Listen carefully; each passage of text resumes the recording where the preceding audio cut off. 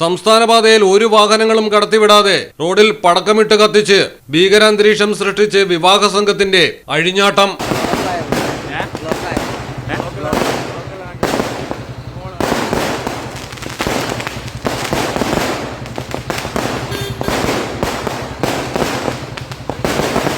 കോഴിക്കോട് നാദാപുരത്താണ് ഈ ഗുരുതര നിയമലംഘനം നടന്നത്.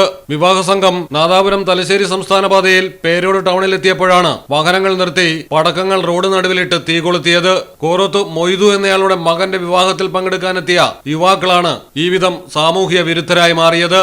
ഇരുവശങ്ങളിലേക്കും ഒരു വാഹനം പോലും കടന്നു പോകാതായതോടെ സംസ്ഥാന പാതയിൽ വൻ ബ്ലോക്കുമുണ്ടായി. 3 പേർക്കെതിരെ നാദാപുരം പോലീസ് നിലവിൽ കേസെടുത്തിട്ടുണ്ട്. പ്രതികൾക്കായി ഊർജിത അന്വേഷണം തുടരുന്നു.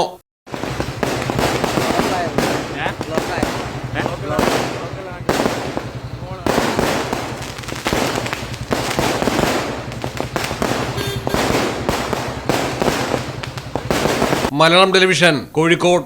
നാട്ടിലെവിടെയാ? വയനാട്ടില്. നാട്ടിലെവിടെയാ? ഞാൻ കോഴിക്കോട്. നാട്ടിലെവിടെയാ? ഞാൻ ആലപ്പുഴ. നാട്ടിലെവിടെയാ? ഞാൻ കണ്ണൂരാ. നാട്ടിലെവിടെയാ? എന്റെ വീട് പാലക്കാട്. നാട്ടിലെവിടെയാണേലും കാലാവസ്ഥ എന്താണേലും സിമെന്റ് JSW കോൺക്രീറ്റ് HD തന്നെ. നാട്ടിലെവിടെയാ?